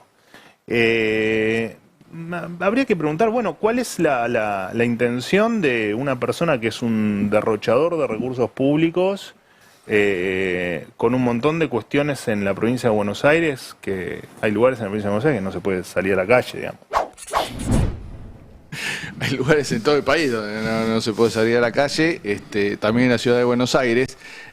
Axel reclama 13 billones de pesos, ya la deuda que mantiene la nación con la provincia. La Corte garantiza que la nación no se los tenga que dar. Sí, la Corte acude está permanentemente a la sentada Corte arriba de Suprema esos y no hay ninguna resolución al respecto. Además, es increíble que el gobierno ponga como condición para dialogar o para sentarte en una mesa que primero le firmes algo. Le firmes el pacto de mayo y estés de acuerdo con todo lo que ellos proponen. Si no, ¿para qué voy a dialogar con vos? No tiene ningún sentido, ¿no? Es una cosa increíble lo que propone el gobierno. A mí me parece increíble que lo acepten los demás gobernadores. O sea, que 20 fueron los que estuvieron ahí. Sí, 20. Incluyendo algunos peronistas. Normalicen la discriminación del 40% del país. Sí, y que lo acepten sin decir nada. Yo estuve hablando ahí con funcionarios de la provincia y me dijeron que Axel habló, porque yo también me sorprendía que Silioto esté ahí y indirectamente está avalando la discriminación de los otros que también son peronistas como él y también están en contra del gobierno. Me dijo que Axel había hablado con Silioto, no sé si con Jaldo y Jalid, ellos tienen un chat, siempre ponen en común, y que supuestamente les dijeron que fueran, que valía la pena estar sentados ahí y en todo caso, si llegaba algún momento la discusión, plantear una diferenciación o plantear lo que... Si daba. Si da. El compromiso de si da. Y de hecho la reunión no fue un... Claro, no digo... Si se da, si no, viste, sí. De hecho, la reunión no fue tipo discusión. Hablaron uno, después hablaron, Igual son los Juegos del Hambre, la verdad, ¿no? El gobierno propone los Juegos del Hambre a nivel general, para todos nosotros, el sálvese quien pueda, y también para los gobernadores. Es, venís y toma el vale, dame la pizza, alguito vas a recibir, no venís, no vas a recibir nada. No importa lo que diga la ley, la Corte no va a decir nada. O sea, la primera reacción de la Corte fue en línea con el triunfo electoral del gobierno, así que no hay que esperar que la Corte ordene cumplir con la ley, hoy digamos, martes, ¿no? Hoy tenemos otro día de acuerdo. ¿Te das cuenta lo que acabo de decir, no? ¿Qué? No hay que esperar que la Corte ordene cumplir con la ley. Si él es una corte que no le interesa. Por eso digo, pero como vivimos en este país no deja de preocuparme. Alegal. Sí, y justo algo que vimos y compartimos bastante con respecto a Salta, que el gobernador estuvo diciendo, bueno, ya fue lo de Colonia sí, Patria no, ¿se acuerdan? Sí, al revés, Patria sí, Colonia no. Recomiendo solo como apartado, hay un informe del CEPA de esta semana que me parece que ahí cruza bastante bien para entender cuando recién Gabriel decía, bueno, les queda otra a los gobernadores. Efectivamente no les queda otra que sentarse al migajeo del gobierno. Bueno, el informe del CEPA que corta en lo que tiene que ver con noviembre de 2023 hasta mitad de este año, Salta perdió más de 11.000 puestos de trabajo y 450 empleadores en 19 meses de gobierno de Milei. Efectivamente está necesitando ser colonia de Milei, Salta. Sí. ¿Pero no les queda otra o es más cómodo? Porque Kicillof no está, Infran no está, Quintela no fue, Melella no fue y la vida sigue, ¿no? O sea, ¿no les queda otra o es más cómodo ser amigo del gobierno? A ver, en el caso de Salta, las provincias mineras, lo que negocian es la posibilidad de recibir transferencias en especie. ¿Qué significa esto? Y que le den más potestad sobre su subsuelo, sobre los contratos. No, pero eso lo tienen por constitución. Pero después hay determinados contratos que pasan por el RIGI, donde Nación interviene y las provincias mineras lo que reclaman es que no intervenga o que intervenga menos, sobre todo en la designación de las empresas. Voy a ser más sencillo. Que no entre China. China es lo de menos, muchachos. Que entre Juan Pedro González, que entre el 10, 15, 20, 25%. Eso es lo que necesitan muchos gobernadores. Sí, de hecho no estoy hablando específicamente del caso de Sanz. Pero igual mismo lo estuvo discutiendo con Fernando Iglesias esta semana, que le decía, bueno, siempre queda todo en el centro, para arriba no nos miran. Bueno. No, pero sí se mira para arriba. Lo que pasa es que los gobernadores, insisto, la ley minera, que es la ley de Menem, y nunca se modificó. Es tan mala que Sturzenegger no la cambió. Claro, por eso, es una ley Esa es la caracterización. que favorece mucho a los gobernadores. No a las provincias, repito, a los gobernadores. Sí. A sus hermanos, a sus tíos, a sus parientes, a los funcionarios designados. O sea, favorece mucho la ley de minería a los entornos económicos más cercanos de los gobernadores. Esto se altera con el RIGI. No porque es una vocación de transparencia del gobierno, sino porque se contrapone una cosa con la otra. Entonces el reclamo que tienen algunas provincias mineras es: déjame hacer como antes, amigo. Ya que no me vas a dar, déjame hacer como antes. Para la provincia, bueno, ojalá a la provincia le toque algo. No tengo mucha expectativa al respecto. No, obvio. Che, Gise, hablando de la Corte y las provincias, ¿qué pasó con la Corte que sí tuvo como prioridad a los genocidas?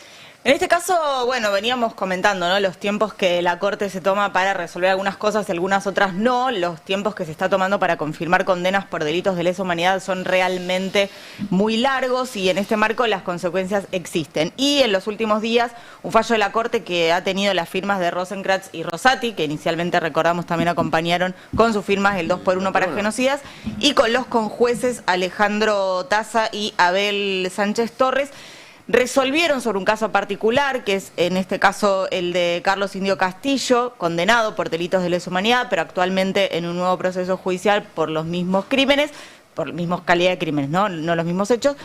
Resolvieron que se cambie el criterio de la prisión preventiva, es decir, que lo que hasta ahora era un criterio de prórroga por la magnitud de los crímenes, la peligrosidad sobre las víctimas, la falta de arrepentimiento, etcétera, etcétera, bueno, empieza a tener otro tipo de valoración a la hora de las prórrogas en materia de al menos este caso. ¿Qué es lo que sucede con esto? Bueno, empiezan a tomar el caso como antecedente algunos genocidas para pedir lo mismo. ¿Esto qué quiere decir? Que tenemos dos casos que voy a contar muy concretos, de dos condenados por delitos de lesa humanidad a prisión perpetua en la causa ESMA, que por la falta de confirmación de la misma Corte o en algunas otras instancias de la casación, ahora encuentran un fallo que les hace, no sé si posible, habrá que ver qué responde el Tribunal Oral Federal número 5 de Comodoro Pi, pero sí viable la posibilidad de pedir su excarcelación. Y estamos hablando, en este caso, de Guillermo Suárez Mason, hijo, condenado por delitos de lesa humanidad en la ESMA en 2017. Y todavía no fue confirmado. Todavía no tenemos confirmación de fallo en este caso. Wow. Y por Guillermo, perdón, la revisión de la Corte está desde 2023 confirmada en casación y luego pendiente por la Corte. Y el otro caso que también se presentó para pedir este mismo fallo acompañado fue Jorge Luis Guarrochena, que también está condenado en la causa ESMA. Los dos están en la cárcel VIP de Campo de Mayo y lo que piden es la liberación, es decir, la excarcelación por la falta de confirmación de la condena, algo que, si vos me decís, bueno, ¿cuántos más lo pidieron? Todavía no se abrió un gran pedido, pero en condiciones de hacerlo están, en principio, los más de 450 que ya tienen el beneficio del arresto domiciliario y los otros que son un tanto menos que tienen la condición de estar en Campo de Mayo o en alguna unidad. Es como el 2x1, cuando la Corte lo sacó le empezaron a pedir un montón. Bueno, ahí viene. Bueno, el reclamo es que justamente, al igual que el 2x1, los tribunales de primera instancia, que son los que están a cargo de la ejecución de la pena, no se hagan eco de este fallo de la Corte, claro, que vamos a pasar a llamar fallo Castillo para ponerle algún nombre, pero que no es de carácter vinculante o obligatorio. Los tribunales pueden desoír esta decisión de la Corte, que rápida para favorecer, en este caso, la interrupción o poner en duda la prórroga de una preventiva, pero bastante lento para confirmar condenas. ¿Hay negociaciones por la integración de la Corte? ¿Tienen información de eso? A mí me las desmintieron en el peronismo. Publicó, si no recuerdo mal, Clarín, que había una negociación entre Cristina y Milei por la integración de la Corte. Eso existió con la candidatura de Ariel Lijo. Eso es un hecho. Mena y Amerio, supuestamente. Sí. Con bastante detalle, sí, lo dio Clarín. A mí me dijeron que no es cierto eso. Que no es cierto ahora. Sí existió, antes existió para eso. ¿La Corte se necesitan 2 tercios? Dos tercios. Para los jueces ordinarios no. No, para jueces ordinarios ¿Son mayoría... 300 jueces lo que puede nombrar el gobierno ahora? necesita mucho mayoría para nombrar, común. fiscales, de todo. Tiene que salir primero del Consejo de la Magistratura y una vez que Es un llega trámite. Con el no es un poder trámite. institucional que adquirió el gobierno y la ruptura con Necesitas Macri... 2/3 del Consejo también. No, por eso, lo que puede gravitar en el Consejo es la ruptura con Macri. Está bien, pero en el Consejo de la Magistratura necesitas 2/3 de los integrantes Sí. del Consejo para elevar una terna. ¿Sí? En el Senado necesitas mayoría simple, para los jueces comunes, 2/3 para corte, Por procurador eso, y otros cargos. Yo creo que, por la información que yo tengo, la Corte va a quedar en remojo hasta ver qué pasa, cómo se reacomoda el Congreso, pero con los números que ya va a tener en diciembre el gobierno, en el Senado puede avanzar con 300 designaciones.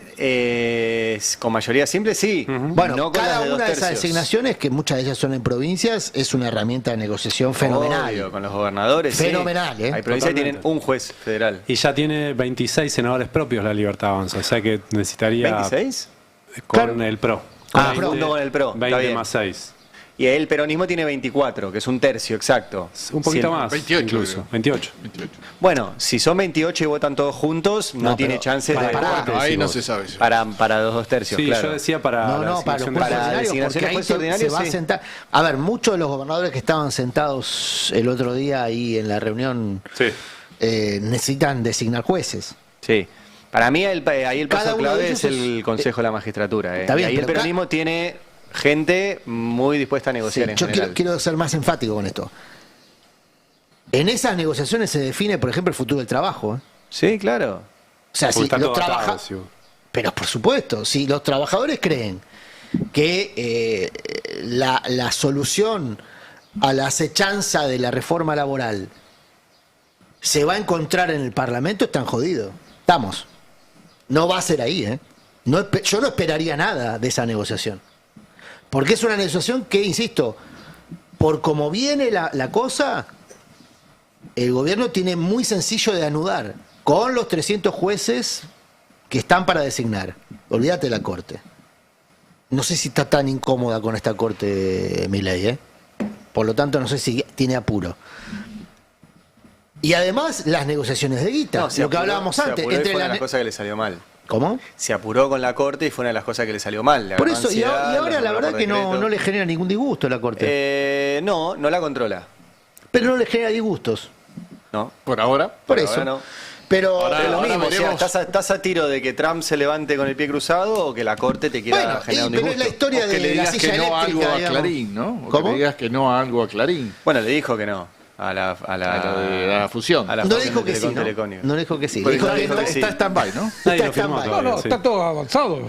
La fusión ya está concretada. Ya laburan juntos de hecho. Ayer, mirá, No de hecho. Ya están unificadas las empresas. Sí, por Ahora, eso. si el gobierno quiere, Las puede tiene que dividir. obligarlas a dividir. Pero ya funcionan como mirá una el sola poder unidad. que tiene un juez, ¿no? Ayer fue la audiencia pública para avanzar con la privatización del río Paraná.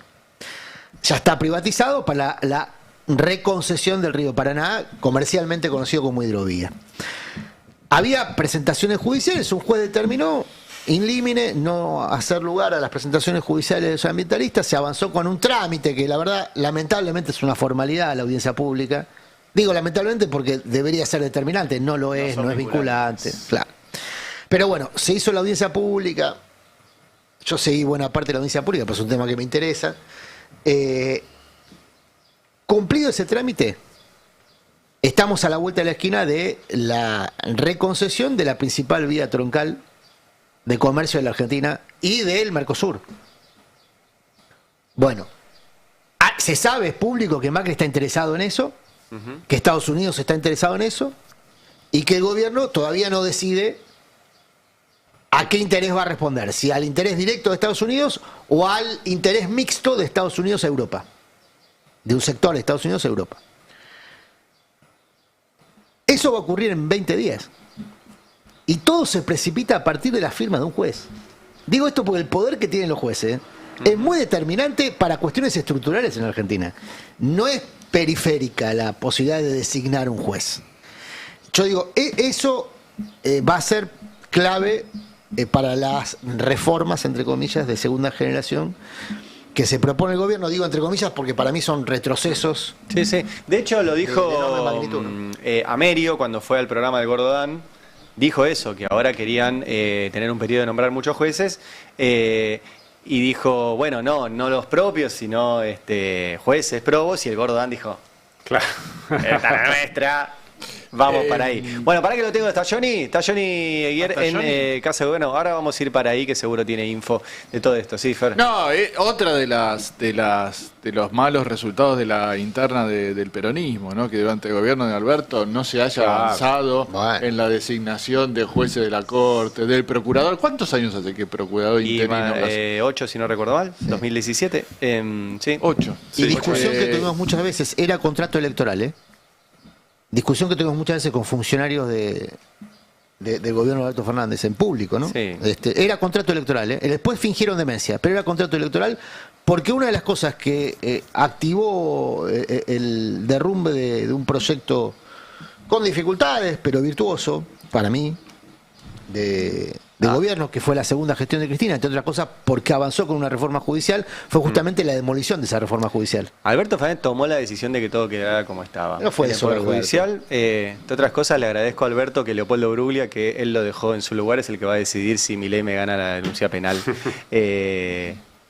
prontito. Gracias, Alberto, por eso. ¿Está Johnny? Bueno, Johnny Eguier, ¿cómo andás?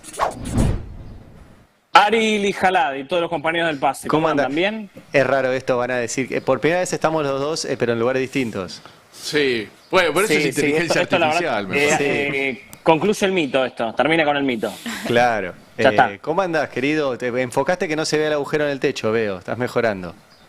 Sí, estoy tratando de cuidar a la Casa Rosada después de todos estos cambios de gabinete, a ver si a lo mejor hay algún cambio de estructura y yo termino sin el agujero acá arriba. Igual no es el único, hay varios. Un día tengo que hacer un mini tour por esta sala. Sí, hay varios, es un desastre este lugar, pero bueno. Bueno, ¿qué novedades hay? Así estamos. ¿Cómo? ¿Qué novedades? A ver, acá, bueno, los cambios precipitaron algunas cosas que ya venimos contando. Está Guillermo Francos en la Casa Rosada y es una novedad porque volvió finalmente acá, se va a despedir de Fue a su llevarse equipo. las cosas, la No, cajita. Claro, le dejó, quedó el POTUS, ¿no? Tenía que ir a buscar. Sí, dejó algunas cositas, seguramente algunas fotos, pero se fue a despedir de su equipo, sobre todo, y ahora está reunido con Adorni. Hay una transición con Adorni. Están ahí tratando de continuar la gestión en el equipo de Manuel Adorni. Y me está entrando algún ruido, perdón que tengo algún ruido en el retorno, no sé qué es, pero tengo como algún ruido acá en el retorno. No sé si es de la Casa Rosada o... Debe ser de ahí, amigo. Ya se pudrieron de que estés ahí tirando Y estos cosas agujeros... Sí, estos agujeros me parece que tienen algo que ver con eso. No, contaba, a ver, Adorni están tratando de hacer una transición ordenada. Guillermo Franco quedó muy enojado con Milei, quedó muy enojado con el presidente de la Nación. Ayer una fuente del caputismo me decía, bueno, por suerte sacamos de encima al otro demócrata que nos quedaba.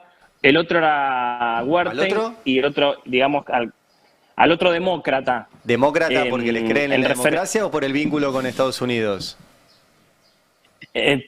Serían por los dos, en verdad, pero sobre todo por lo segundo. Recordemos que acá, bueno, están obviamente representados con el republicanismo y consideraban a Huerta, yo creo que con razón, porque Huerta tenía muchísimo más vínculos con el Partido Demócrata de Estados Unidos que con los republicanos. Consideraban que Francos también acá, en broma decían eso.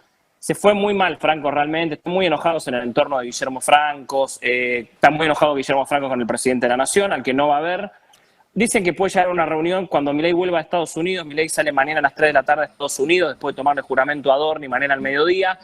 Dicen que podría haber algún tipo de reunión, pero está muy caliente Guillermo Franco con Javier Milei. Se quedó muy enojado, de hecho vino acá a la Casa Rosada y no se va a reunir con el presidente de la Nación.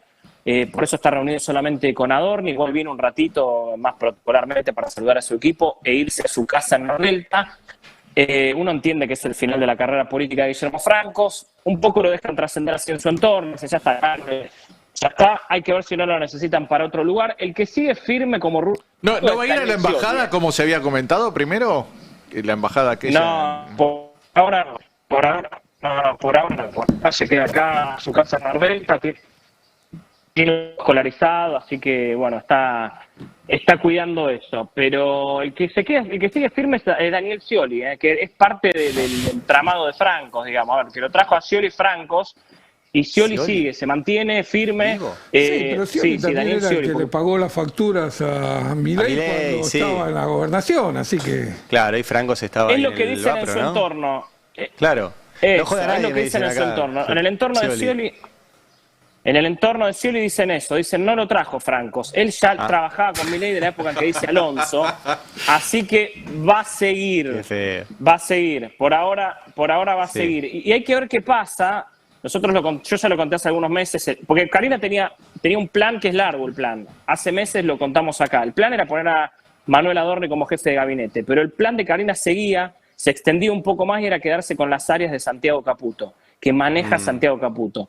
La CIDE, el Ministerio de Justicia, la aduana, porque algunos dicen Arca puede ser, pero lo que más le interesa a Santiago Caputo y también a Carina es la aduana, que es lo más importante de toda esa Vos sabés que órbita. nadie que pasó por aduana tiene problemas después judiciales.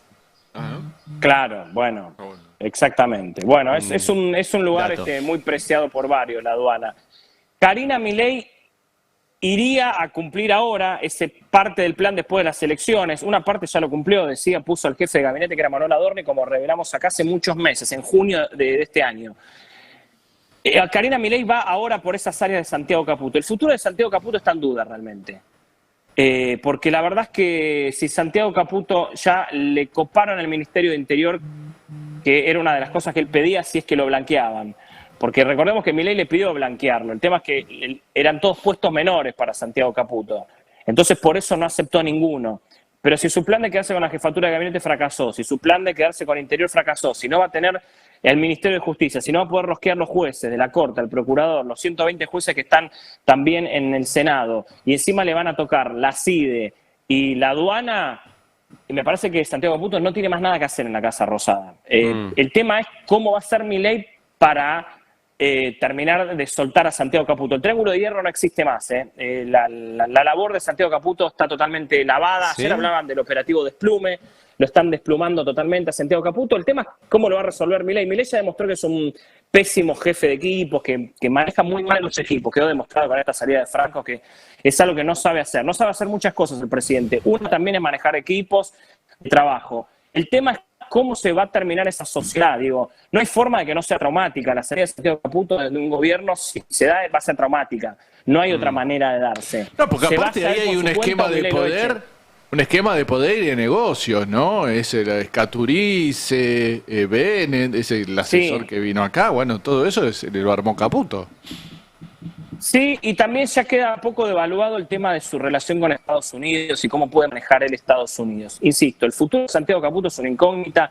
Hoy tiene el poder lavadísimo, ya no es parte del triángulo de hierro, no va a tomar las decisiones más importantes, ya no es como una especie de garante como lo fue en la primera parte del gobierno. El tema es, si se da su salida, no estoy diciendo que se vaya, pero si se llegara a dar, ¿cómo debería darse de una manera que no sea traumática? No hay manera, o sea, no hay manera de que no sea una manera. O sea, Carina se quedó con todo, Johnny, porque elegante. digamos Perdón, Carina se quedó con todo, porque ahí eran como internas cruzadas, ¿no? Que Carina con Santiago, Santiago con Guillermo Franco, Franco con Carina, estaban todos así.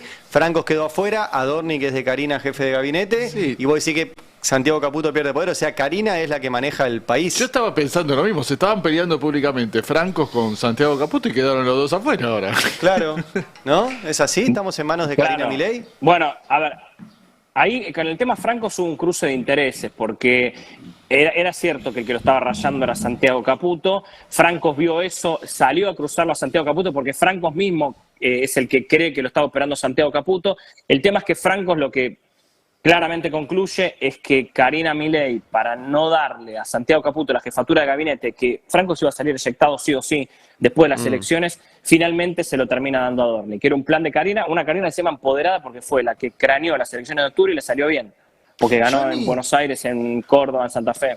Sí.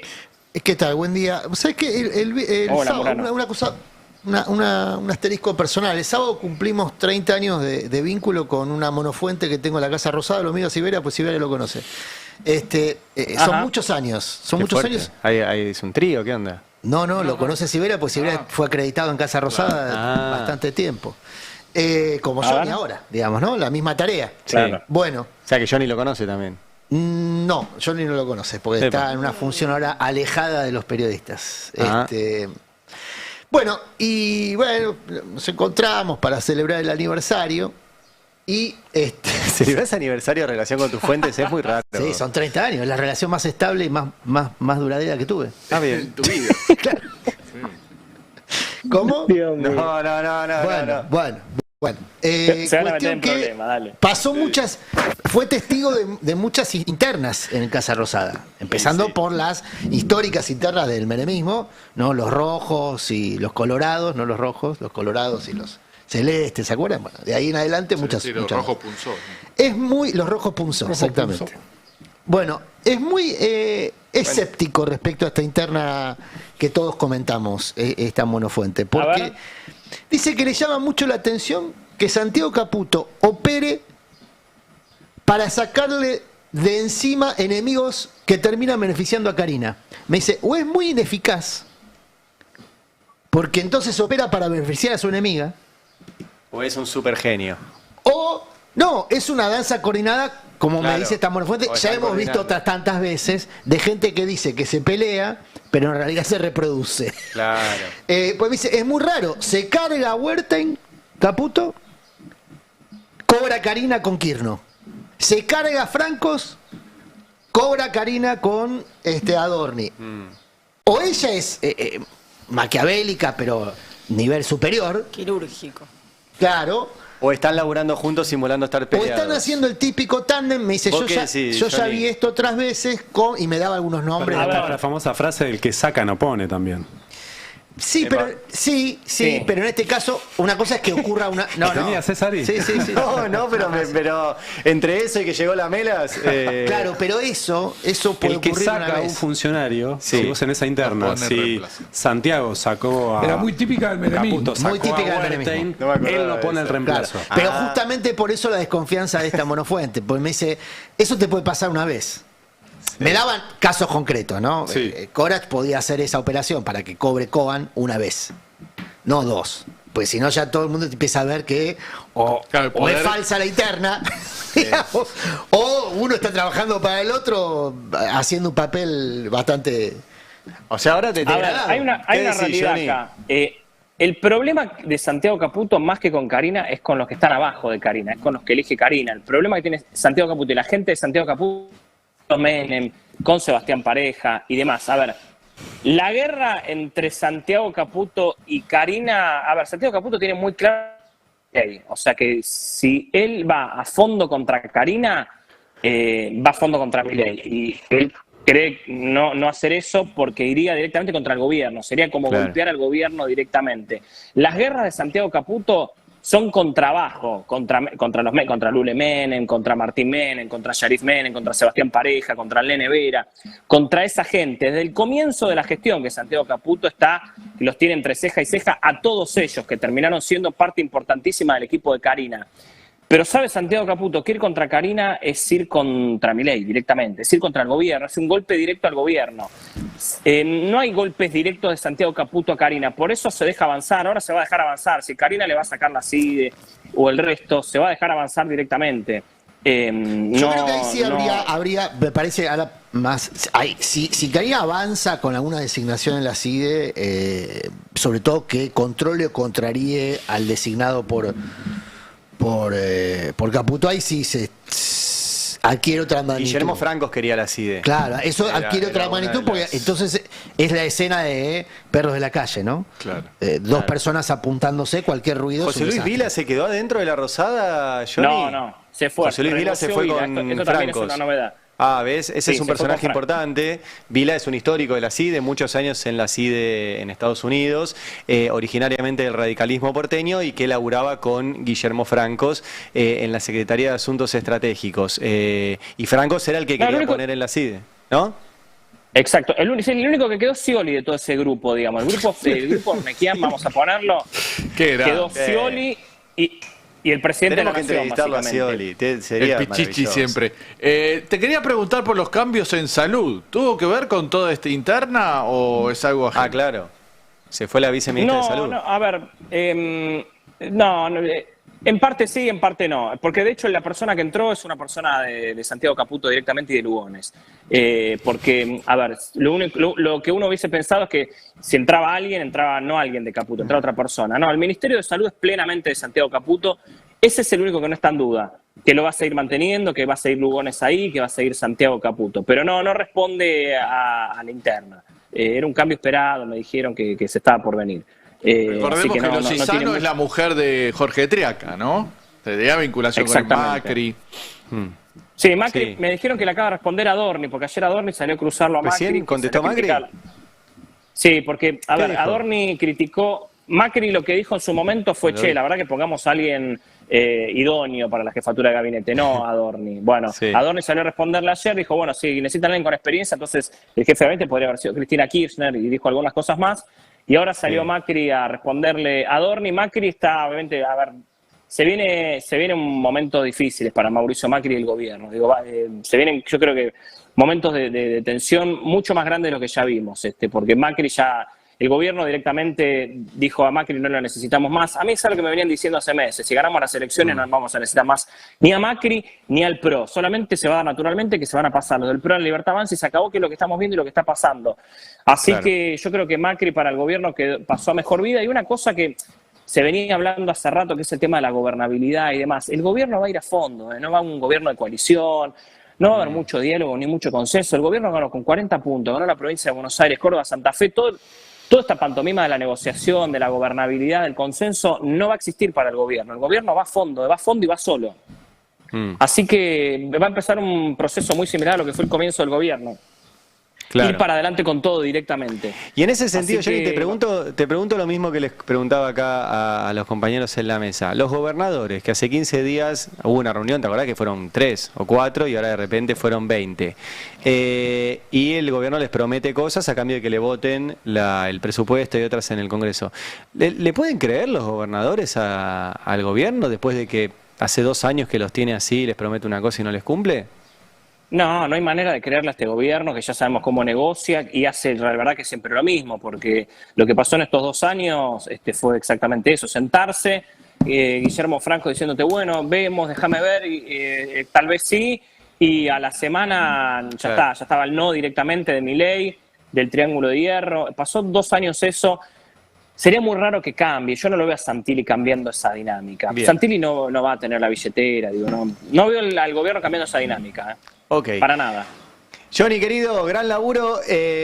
Nos tenemos que ir. Gracias y hablamos mañana. Gracias a vos, Ari, dale, mañana hablamos. Dale, querido. Jonathan Eguier desde la Casa Rosada. Nos tenemos que ir hasta mañana Sibeira. Gaby Suet tiene programa hasta dentro de un rato. A la noche, Batalla cultural con Noé Barral Grijera. Sibeira también. Claro que sí, a las 5 de la tarde. Viene un ratito. Viene a las 5. No, es un quilombo esto. No dejó, pero sigue siendo amigo nuestro. Murano se queda, tiene que hacer otras desafiladas. Sí. Y G se va por su tercer turno. Ya hizo ahora consecuencias, el pase y la tarde. Tomalito, usted. No, ya está, se rasca, sigue. Tomalito sigue. Es la estrella del programa que viene. Muy bien, ahí Dunphy, Grego, todos los muchachos, todo bien, ahí en la operación técnica siguen.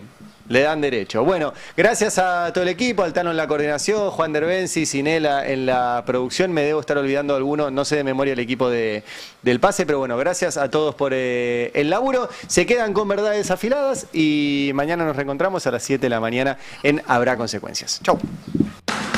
El Destape 1070. El Destape 1070. Radio y punto.